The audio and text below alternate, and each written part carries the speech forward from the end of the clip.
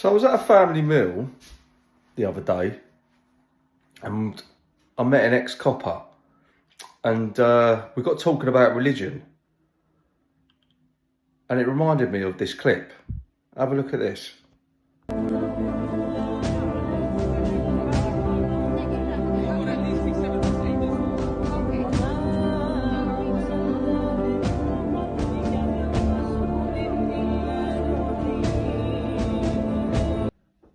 But what threw me was what he said next. Watch this. Family gathering. And I'm with my other half. And my other half's friend's family member is an ex-copper, right? Can't have him on camera because of the job he's in. DBS checks and whatnot, and he loses his job for talking about this. So basically, as an ex-copper, I asked him about this. And this is one of the many reasons why he left the force, because of how backwards, do you know what I mean, the politics are. And this, and literally, yeah, it's one of the many reasons was preachers that are preaching the Bible out in the streets, getting nicked and getting charged with what, mate? Racially aggravated public order. Racially aggravated public order, right? But then you've got someone from the Islamic community preaching about the Quran and they're allowed to continue. They don't get arrested for nothing, right? So bearing in mind, we are in a Christian country and, you know, we're not allowed to preach the Bible, you know, in our own country because you'll get nicked for it for being racial.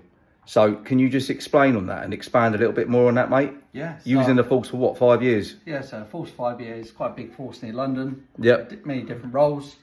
I said, it's, say, you go, the way I can explain it is a circle will go for a rectangle, but a rectangle won't go for a circle. It's always one, it's only one way.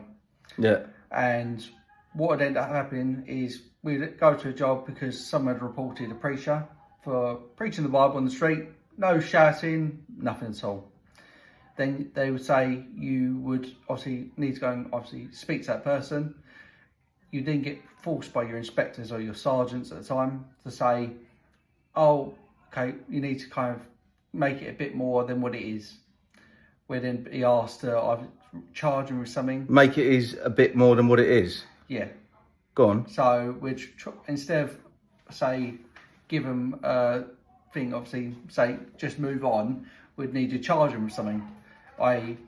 aggravated, you know, public order, racially aggravated public order, or public order to get them out of the way, or give them a community protection notice, then a community protection order. That's illegal though, isn't it?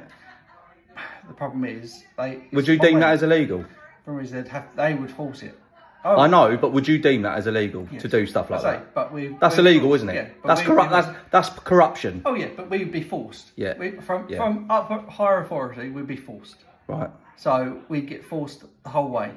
I say we get told by the inspector, this no, we're getting pressured from higher above to actually say that this needs to stop because this one preacher would be in a town for a week or so. And obviously, they're not doing anything wrong. They're not shouting. They may use a bit of amplified material, but it's not too loud. And what would happen is there'll be either kind of one of the the elders from the Muslim community would obviously phone the senior officer up and say he don't want it in the area.